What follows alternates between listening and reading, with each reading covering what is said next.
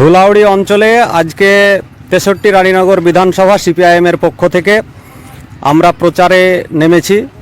CPIM কাস্তে হাতুড়ি তারা চিহ্নে ভোট দিয়ে এখানকার প্রার্থীকে জয়ী করার জন্য। তাতে আমরা বাড়ি বাড়ি পৌঁছেছি। সেখানে বাড়ির মা বোনেদের এবং বাড়ির পুরুষ মানুষদের তারা অভূতপূর্ব সাড়া দিয়েছেন এবং তারা দৃঢ় প্রতিজ্ঞা নিয়েছেন যে চোর দুর্নীতিগ্রস্ত তৃণমূল কংগ্রেস এবং দাঙ্গাবাজ বিজেপিকে তারা এখান থেকে তাড়াবেন।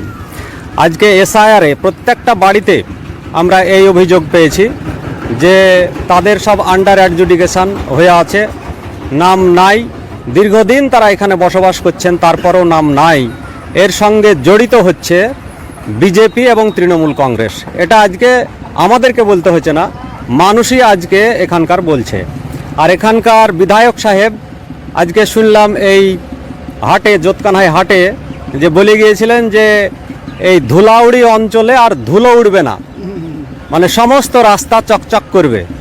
তো আজকে যারা আমার সঙ্গে থাকলেন ওই হাটের মানুষ, তারা বলছেন যে 5 বছর আগে কথা দিয়েছিলেন যে ধুলো উড়বে না, তো ধুলো তো দূরের কথা, বৃষ্টি হলে এখন কাদা উড়ে, এটা আর পরিবর্তন করা যায়নি। কিন্তু আমরা আশ্বস্ত করতে চাই ধুলাউড়ির অঞ্চলের মানুষকে যে তাদেরকে সরিয়ে দিয়ে যদি বামপন্থীদেরকে এখানে নিয়ে আসতে পারেন প্রতিনিধি হিসাবে, তাহলে এই ধুলাউড়ি অঞ্চলের এখানে তাদের সদর শহর বহরমপুর যেতে গেলে 14 কিলোমিটার ডোমকুল যেতে হয়, নাহলে এইদিকে গধুনপাড়া যেতে হয়, তারপরে আবার বহরমপুর যেতে হয়। তাহলে এখানে সরকারি ব্যবস্থাপনা, বাসের ব্যবস্থাপনাও ভালো নাই। আমরা সেই সরকারি ব্যবস্থাপনায় বাসের ব্যবস্থা করতে চাই যাতে ধুলাউড়ি অঞ্চলের মানুষের সুবিধা হয়। এবং এখানে ধুলো উড়বে না আমরা সেটা বলছি না, আমরা গায়ে গ্রামের মানুষ, ধুলো উড়বে যেখানে ধুলো আছে। কিন্তু যে রাস্তাগুলি দিয়ে মানুষ যাতায়াত করে সেই রাস্তাগুলি এইরকম খানাখন্দে ভরে থাকবে না।